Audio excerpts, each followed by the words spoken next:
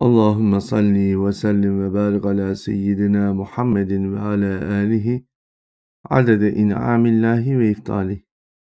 Euzubillahimineşşeytanirracim. Bismillahirrahmanirrahim.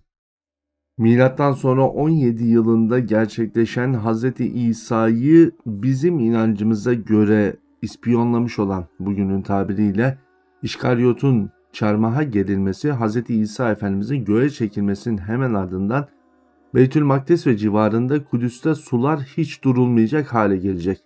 Çünkü Roma Senatosu'nun almış olduğu dercest etme kararına rağmen bu şekliyle yapılmış olan bir durum karşısında hem bölge valisi hem de bölge halkının artık başı belada. Roma yeni bir birlik gönderiyor.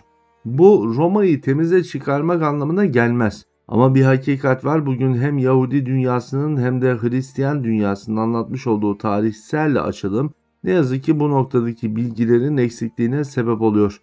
Bu tarihler arasındaki süreci çok daha uzun anlatmak gerek elbette. Yine Siyer-i Nebi çerçevesinde devam ediyoruz yolculuğumuza, çünkü 3 önemli ismin ahiret hayatına intikalinden henüz bahsetmemiştik. Kimdi onlar? Hz. Yahya Efendimiz, Hz. Zekeriya Efendimiz, Hz. İmran Efendimiz ve eşleri. Hz. İmran Efendimizin eşi, yani Hz. Meryem anamızın validesi, Hz. Meryem anamız hamilelik süreci içerisinde ciddi bir rahatsızlıkla hastalanmıştı. Bu hastalık üzerine Mısır bölgesine gönderildi, çünkü bu bölgede doktorlar daha meşhurdular. Kudüs bölgesindeki o meşhur hekimlerin elinden gelen bir şey yoktu. Takdir-i ilahi Cenab-ı Hak Hz. Meryem'in bu hamilelik sürecinde de üzülmesini istemiyordu belki de. Hz. İmran Efendimizin eşi, onlar götürdüler amcaoğulları tarafından ta Sinay Yarımadası'ndaki doktorlara. Bu bölgede kayıp bir şehir var. Bugün izlerine rastlamak mümkün. Yine o bölgenin tarihini diyoruz ya, karış karış anlatmaya ihtiyacımız var hakikatte. Hz. İmran Efendimizin eşleri Mısır'da bu yorgun düşen bedeniyle vefat ediyor. Ancak Hz. Meryem anamıza haberin gelmesi ise Hz. İsa Efendimizin doğumundan sonra. Hz. Meryem anamızın üzülmemesi için yapılmış olan bu tutum ve davranış, Hz. Meryem anamızın Mısır'a geçtiği o bir dönem vardı ya, işte o dönemde de tabiri caizse bir vesile oluyor. Hz. Meryem ve Hz. İsa Efendimiz bu yolculuklarında annelerinin kabrini de ziyaret etme fırsatına erişiyorlar. Onlar Mısır'dayken hatırlayacaksınız, Beytülmakdis ve civarında bir baskıcı rejim söz konusuydu. Bu baskıcı rejim karşısında Beytülmakdis'te kalan Hz. Zekeriya ve ailesi yanında Hz. İmran bir diyet verilmesi tarafında oldu. Bir diğer taraftan bu dışarıya göç etmiş olan Yahudi ailelerin içerisinde iman akidesini söylemeye devam edecek ve onların içerisinde gerçekleşecek fitneleri engelleyecek olan bir isme ihtiyaç vardı. Bu isim Hz. İmran Efendimiz'di. Tabiri caizse büyük bir fedakarlıkla ve Cenab-ı Hakk'ın izniyle Hz. Zekeriya Efendimiz'e de bu fikrini beyan ederek Kudüs'ün dışına çıkmakta olan ama büyük bir tehcir hareketi olmayan bu hareketin içerisine dahil olup Yahudilerin uzakta bir fitne çıkarmaması, bir diğer taraftan imanlıların imanının yine anlatılarak, yaşanarak devam ettirilebilmesi için onlarla beraber Suriye'nin biraz daha kuzey doğusuna doğru göç ettiler. Yani bugünkü Türkiye sınırına doğru yakın bir noktadalar. Bu bölge daha sonra yerle bir edilecek ama çok daha sonraki tarihler. Bu süreç içerisinde Hz. İmran Efendimiz de buradalar. Ama işin acı tarafı şu. Hz. İmran Efendimiz Hz. İsa Efendimizin milattan sonra 17 yılında çarmıha gerildiğini ancak milattan sonra 20 yılında öğrenebiliyor. Bu özellikle Kudüs'te yaşanan karmaşadan haberdar edilse de bu noktada herkesin ondan bu gerçeği saklaması olarak biliniyor. Ancak Hz. İsa Efendimizin iman akidesini beyan ettiğinden haberdar olduğu gibi onun göndermiş olduğu talebelerinden almış olduğu yeni vahyi ilahiyi de çevresindekilere beyan etmekle meşgul. Hem namazı hem de yapmış olduğu hayır hasenatıyla Hz. İmran Efendimiz hakikati öğrendiğinde Hz. İsa'nın sahte bir şekilde çarmıha gerilmesinden 3 yıl sonraya denk geliyor. Bundan sonra yaşadığı ömür ise 6 yıl. Bu 6 yıl boyunca özellikle Hz. İmran Efendimiz Kudüs bölgesinden zaten çok az olan imanlı insanlar var. Çok nadir insanlar var. 12 havariden bahsediyoruz. Kudüs bölgesinde yaşanan karmaşadan kaçan insanlara hak ve hakikati anlatmak uğrunda bir mücadelesi var. Ancak bu mücadelenin içerisinde kötü bir olayla karşılaşılıyor.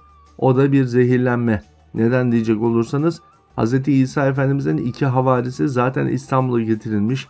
Hz. Meryem beraberindeki 2 kişiyle yolda rahatsızlanan bir kişi ağırlaştı, yolda devam etti. Bir kısmı, bir tanesi de geri döndü. O da uzun bir hikaye olmakla beraber 2 havari İstanbul'da, diğerleri öldürüldü, dercest edildi, dünyanın farklı yerlerine kaçtılar, gittiler, Ege bölgesine gidenler var vesaire. Bu konulara tarihsel süreç içerisinde yavaş yavaş geliyor olacağız. Ama hakikat, Hz. İmran Efendimiz yeniden bu hakikati söyleme çabası içerisinde. Ancak bu çabanın da sonucunda Romalıların bu baskıcı yapısı, Kudüsliler elbette daha da baskınlar bu noktada, Hz. İmran Efendimiz'i zehirliyorlar ve bir zehirlenmeyle yaklaşık 7-8-10 günlük bir rahatsızlığın ardından Hz. İmran Efendimiz de kendi yatağında vefat ediyor. En zorlu anları yaşayanlarsa Beytül Makdis'in içerisinde Hz. İsa çarmıha gerildikten sonra görevine devam eden Hz. Zekeriya ve Hz. Yahya. Bugünkü tahrif edilmiş İncil ve ondan bize kalan tarihsel vesikalarla sanki onların ölümlerinin İsa'nın çarmıha gerilmesinden önce olduğuna dair izlenimler var. Hz. İsa çarmıha gerilmedi, bu hakikat, ama bu karmaşadan henüz haberdar olan kimse yok. Bunu ilk defa söyleyenler kim derseniz Hz. Yahya Efendimiz. Beytül Makdis'in içi her ne kadar Roma'nın Hz. İsa'yı çarmıha gelmeye mücadele etmesi sonucunda onları da öldürecek izlenimi hasıl olsa da Beytül Makdis bir kutsal yer. Ali İmran dediğiniz toplum içerisinde çok değerli ve önemli bir yere sahip. Bir diğer taraftan da insanların korktuğu isimler bunlar. Hakikat bu yüzden olsa gerek, onların Beytül Makdis'ten çıkmayışına karşılık halk da onlara fazla yanaşma derdinde değil. Etraftaki karmaşanın dinmesini istiyor herkes. Bir diğer taraftan bu halk hareketiyle hasıl olan bu işlenen cürmün devlet eliyle böyle bir hata yapılması da Roma'dan gelecek tepkilerle nasıl izah edilecek, bu da işin ayrı bir konusu. Dolayısıyla Roma valisi kendisini nasıl temize çıkarabilir onun düşüncesindeyken Hz. Zekeriya ve Hz. Yahya Efendimiz Beyt-i Makdis'in içindeler. Ancak bir süre sonra artık işlerindekini dayanamaz halde beyan etmek istemekteler. O beyanat da Hz. Yahya Efendimizin ifadesiyle o ölmemiştir, çarmıha gerilmemiştir, Rabbimiz onun katına yükseltmiştir. Sevgili kardeşlerim, şu hakikati unutmamak lazım. Tarih boyunca hiçbir peygamber kendi elinden hasıl olan bir mucizenin üzerini örtüp saklamış değildir. Dolayısıyla Hz. İsa Efendimizin havarilerinden saklanılmış bir göğe yükseltilme söz konusu değil. Bugünkü tarih bu noktada onun çarmıha gerildiğini izahat için bu noktaları es geçmeye mecburdur. Ama Hz. İsa Efendimiz zaten havarilerine bu durumdan haberdar etmiş. Onları da Kudüs'ten çıkmalarına vesile etmiş. Yakalananlar İstanbul'a sürgün edilirken 2 adedi, diğerleri görevini ifa etmiş. Onunla beraber çarmıhta gerilenler de var. Dediğim gibi havariler mevzusunu apayrı bir ders konusu gibi işlemek gerekiyor. Dolayısıyla onun bu mucizesinden herkes haberdar ama söylemeye çekiniyor herkes. Hz. Yahya Efendimiz ise şöyle söylüyor. Onun ayaklarını görmediniz mi? Herkes bir anda sorgu sual içerisinde. Ne ayağından bahsediyorsun sen diyorlar. Hz. İsa'nın çarmıhta bekletildiği yaklaşık 7 gün var. Ve bunun ilk 4 gününde insanlar tepesine üşüşmüş bakıyorlar ediyorlar. Ama Müslümanlardan çok küçük bir azınlık tabi bu. Yaklaşık işte 12, 13, 15 kişiden bahsediyoruz. Toplamda 19-20 kişiden diye de ifade etmiştik.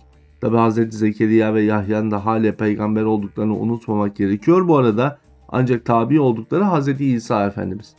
Efendim dediler, bakmadınız mı ayaklarına aza? Hatırlamaz mısınız o ayaklarda ne vardı? Herkesin gözünün önüne bir anda Hz. İsa'nın çarmıhtaki ayakları geldi. Birkaç kişi onu görmüştü. Evet dedi, gördük, o ayaklarda sihil vardı.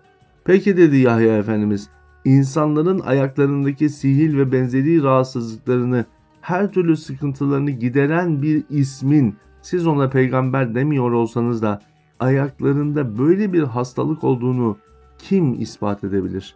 O değişmiştir. Bakışlarına bakmadınız mı vesaire böyle pek çok unsuru ifade ettiler.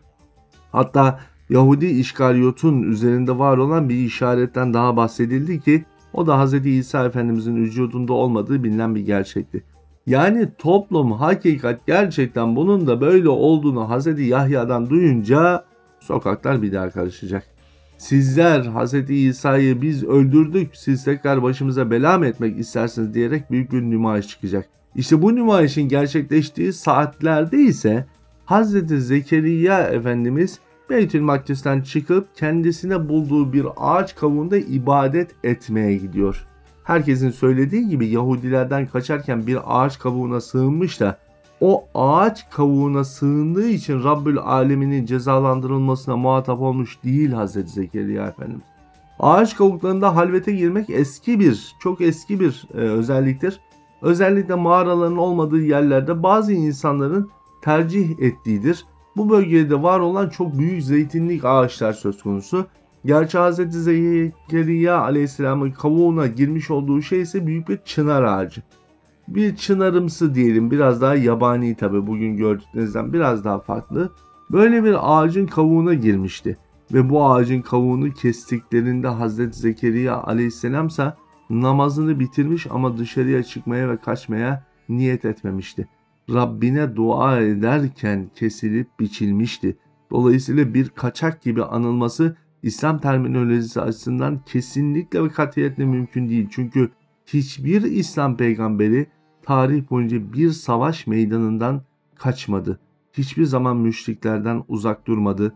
Hakikat onlar ömürlerini buna feda etmişlerken en sonda yine Hazreti Zekeriya ve Yahya'ya şehit edenlerin onlara atmış oldukları iftiralardan bir an önce İslam tarihinin kurtulması için mücadele ediyoruz. İslam tarihi kurtulmuştur elbette, akıllarımızın ve zihinlerimizin temizlenmesi için mücadele ediyoruz.